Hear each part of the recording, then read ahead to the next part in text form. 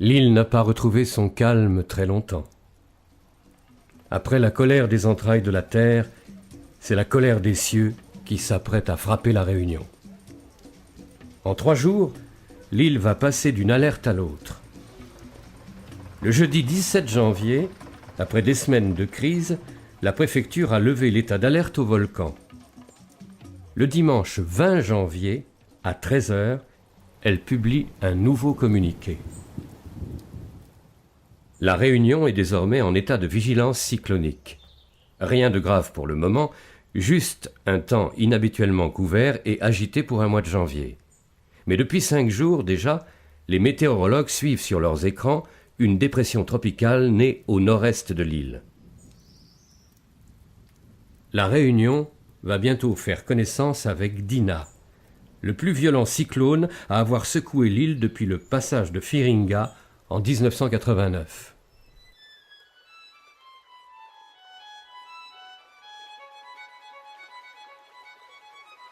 La pluie a commencé à tomber et déjà l'eau ruisselle de partout et vient gonfler les rivières. En quelques jours, Dina est passée du stade de dépression tropicale à celui de cyclone tropical avant de devenir cyclone tropical intense. Il se déplace à une vitesse moyenne de 17 km/h et rien ne semble devoir le faire dévier de sa trajectoire, ouest-sud, ouest.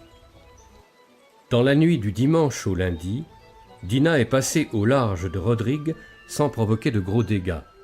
Et il continue à se rapprocher en se renforçant.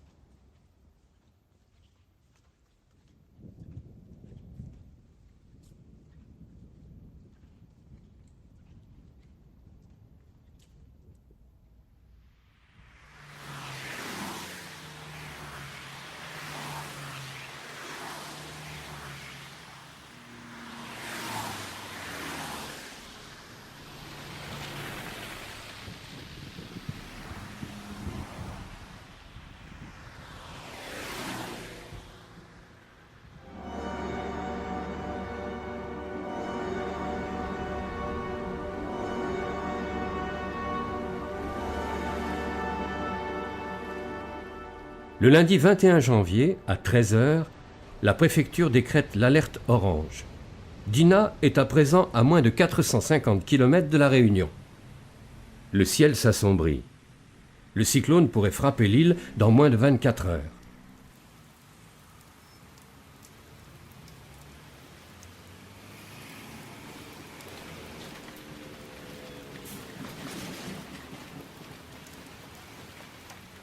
Tout le monde est à présent au courant de l'imminence du danger. Dans les rues, on commence à courir plus vite. Les enfants rentrent de l'école. Il est temps d'aller faire provision d'eau, de piles et de bougies.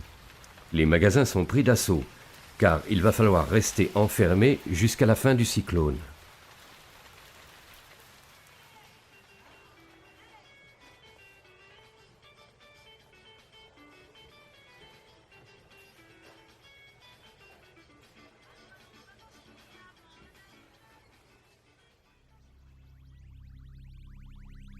Dina arrive droit sur la Réunion.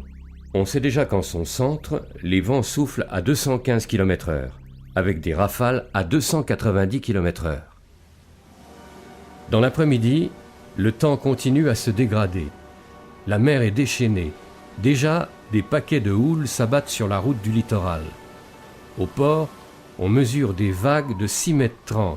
À Saint-Pierre, elles atteignent plus de 9 mètres. C'est finalement le mardi matin, à 8 h, que l'alerte rouge a été déclenchée. Toute circulation, à pied ou en voiture, est désormais interdite. Sortir devient dangereux.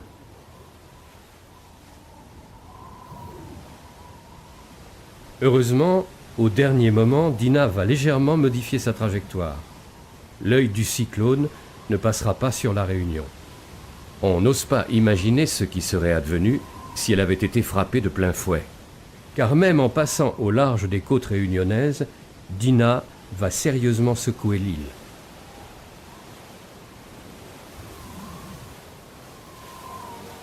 Sur le littoral, les vents dépassent allègrement les 180 km/h.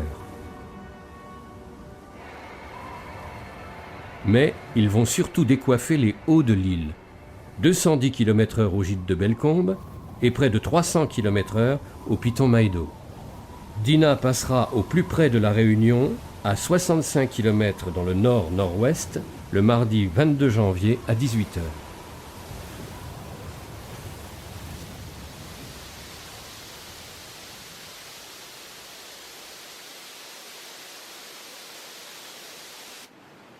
À présent, partout, les rivières et les torrents se déchaînent.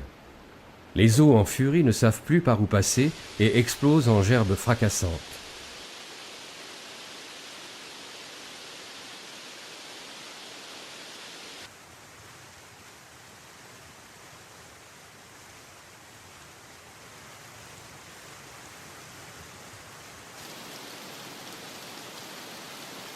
Dina n'est pas un cyclone de pluie comme l'avait été Hyacinthe en 1980. Au final, on ne battra pas de record de pluviométrie. Mais les services de Météo France relèveront tout de même 500 mm d'eau à Saint-Denis, 640 à Saint-Paul, 740 à la plaine des Cafres et plus du double, 1610 mm à Salazie, où le voile de la Mariée va connaître un déploiement sans pareil.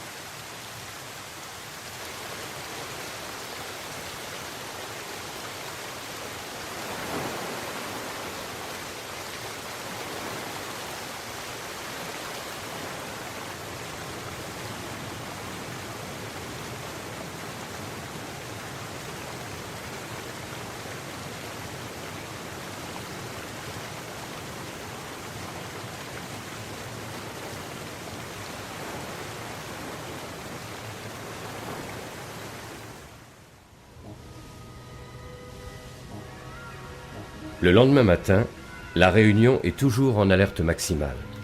Et l'on commence à mesurer l'ampleur des dégâts.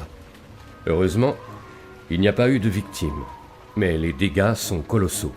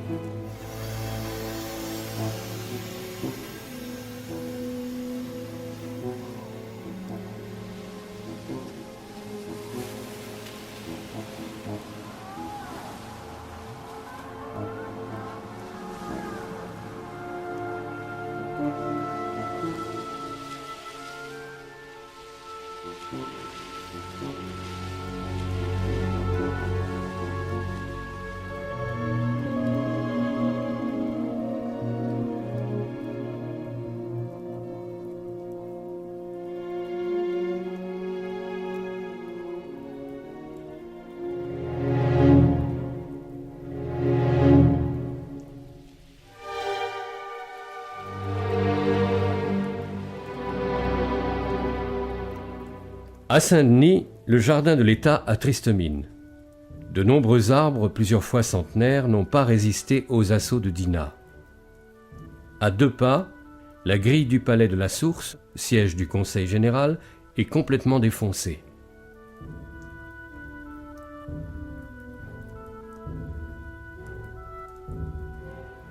La rue de Paris, prestigieuse artère du chef-lieu, est complètement défigurée.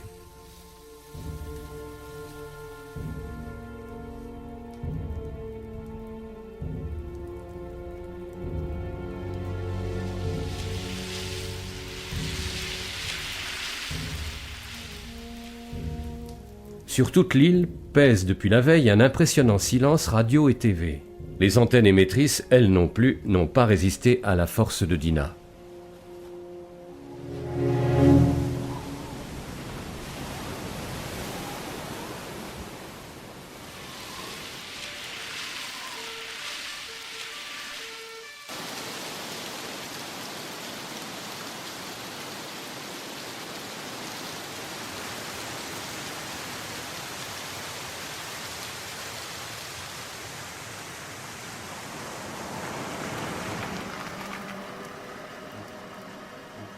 Partout, les routes et chaussées sont jonchées de débris.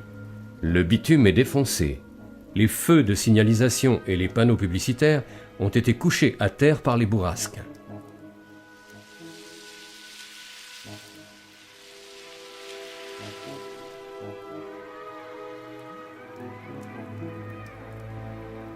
De nombreuses cases et même des villas récentes n'ont pas résisté au cyclone. Plus de 2000 sinistrés ont trouvé refuge dans les centres d'hébergement. Plus de 13 000 Réunionnais sont sans téléphone.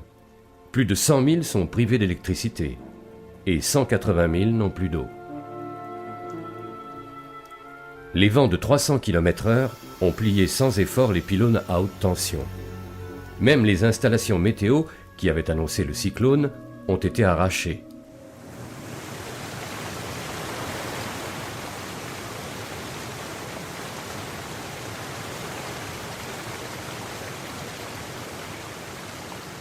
Au lendemain du déluge, l'île s'offre un grand nettoyage.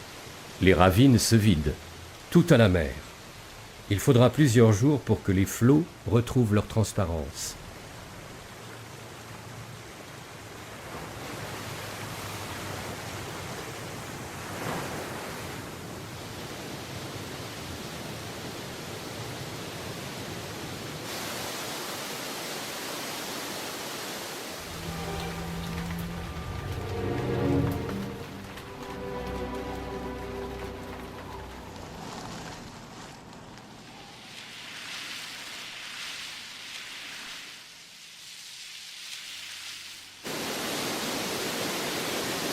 Les chutes de la cascade Niagara n'ont sans doute jamais été aussi belles.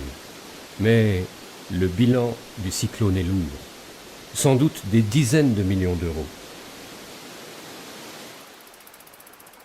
Des familles ont tout perdu. Les plantations et les élevages ont été dévastés. Il faudra des mois pour tout reconstruire, replanter, remettre en place. Des mois de travail pour quelques heures de tourmente.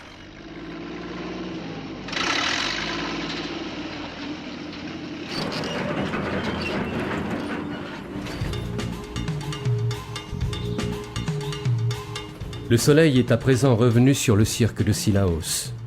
Mais ici aussi, on mesure les dégâts. Les vents semblent s'être amusés avec la forêt de Cryptomeria comme avec de vulgaires bâtons d'allumettes. Plus bas, les éboulis ont emporté 2 portions de la route qui relie le cirque au littoral.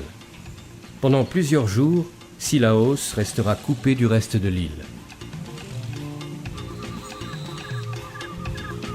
Mais rapidement, une piste sera aménagée pour permettre le passage des véhicules tout-terrain.